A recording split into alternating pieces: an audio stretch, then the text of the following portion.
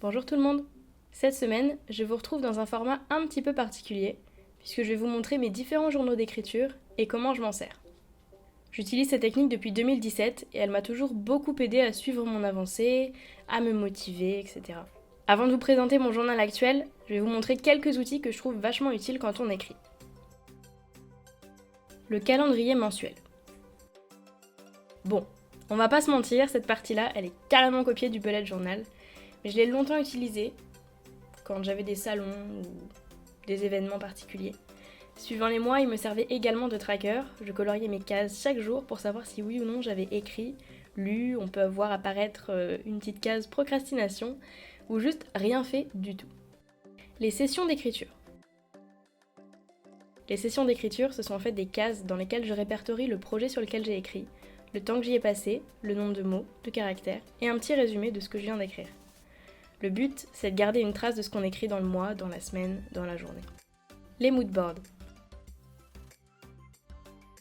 Je les utilise depuis pas très longtemps et je les trouve vraiment très utiles. J'adore parcourir mon journal quand je m'ennuie, quand je cherche de l'inspiration ou autre. Le fait de tomber sur ces petits tableaux me fait automatiquement penser à mes projets, m'inspire et me motive.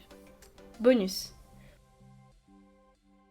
Pendant très longtemps, ces pages, c'était des pages indispensables à mon journal de bord. Elles me permettaient de me remotiver, de trouver l'inspiration.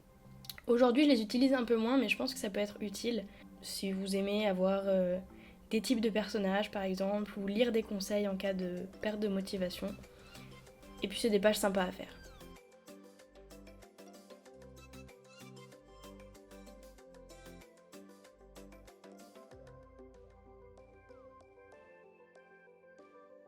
Mon journal de bord actuel.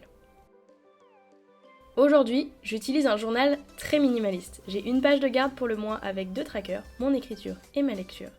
Ensuite, j'écris chaque jour ce que j'ai fait et pas ce que j'ai à faire. De cette manière, je me sens pas démotivée devant une liste immense de tâches à effectuer ou de mots à écrire et je suis contente d'avoir fait ce que j'ai pu une fois la journée terminée.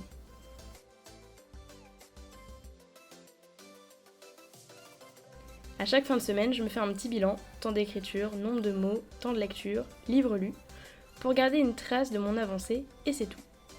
De temps en temps, il y a quelques pages qui sont dédiées à mon planning, pour Hémophilia par exemple, ou des ressources pour l'auto-édition, mais c'est tout ce dont j'ai besoin pour le moment. Voilà, j'espère que cette vidéo vous aura plu. N'hésitez pas à me dire ce que vous en avez pensé, si ce format-là vous a plu.